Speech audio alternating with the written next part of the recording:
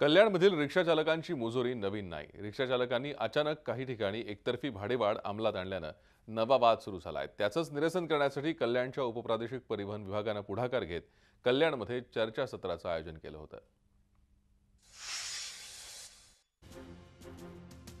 रिक्षा सेवा म्हणजे एक समस्याच बनलेल्या कल्याणात रिक्षा चालकांनी नियमानुसार भाडं आकारणी न करण्याबरोबरच प्रवाशांशी उद्धटपणे वागणं, अरेरावी करणं असले प्रकार नेहमीचेच झालेत। पोलिसांवर हात उचलण्यापर्यंतही रिक्षावाल्यांची मजल गेलीय। या उर्मट रिक्षावाल्यांवर कारवाई न करण्याच्या आरटीओच्या बोटचेपी भूमिकेवर टीका होत असते। त्यातच कल्याणमध्ये रिक्षा चालकांनी काही ठिकाणी अचानक एकतर्फी भाडेवाढ केल्याच्या तक्रारी केल्यावर याची गंभीर दखल घेत ठाणे आरटीओच्या विशेष पथकानं कारवाई सुरू केली होती।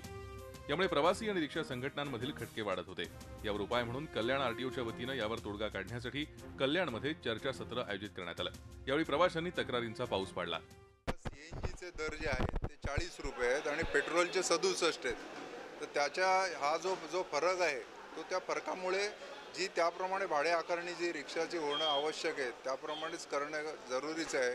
मीटरची जी आकारणी आहे ती सीएनजीला जसं मिनिमम 18 आता नाईक साहेबांनी सांगितलं त्याप्रमाणेच सीएनजीच्या आता रिक्षा झालेल्या असल्यामुळे त्याची आकारणी 18 रुपयाच्या हिशोबानेच होणं आवश्यक आहे। इथे रात्री 12 नंतर मोस्ट ऑफ रिक्षावाले हे ड्रिंक केलेले असतात, त्यामुळे त्यांचं महिलांची वागणं हे चुकीचं असतं। यावेळी रिक्षा चालकांच्याही काही समस्या समोर आल्या। या सर्व समस्यांचं निराकरण करून प्रवाशांना योग्य त्या सुविधा आणि सुखकर प्रवास मिळावा यासाठी कटिबद्ध असल्याचं कल्याण उपप्रादेशिक परिवहन अधिकाऱ्यांनी स्पष्ट केलं।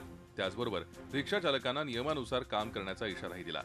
रिक्षा चालकांच्या देखील ज्या काही समस्या होत्या त्याच्या सगळ्यांचं मी अगदी पर्सनल लेवलला जाऊन मी प्रत्येक समस्या लिहून घेतलेली आहे। ज्यांनी ज्या चर्चासत्रात ज्या समस्या राहिलेल्या आहेत, काही समस्या आमच्या विभागाच्या आहेत, काही समस्या वाहतूक विभागाच्या आहेत।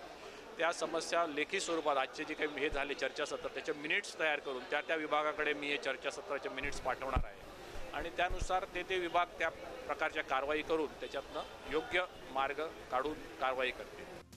आधीच गैरसोयींचा भरणा असलेल्या शहरातील निदान परिवहन व्यवस्था तरी सुखावह असावी अशी रास्त अपेक्षा कल्याण डोंबिवलीकरांची आहे। या चर्चासत्राच्या माध्यमातून या सर्व समस्या सुटतील अशी आशा प्रवासी व्यक्त करतायत।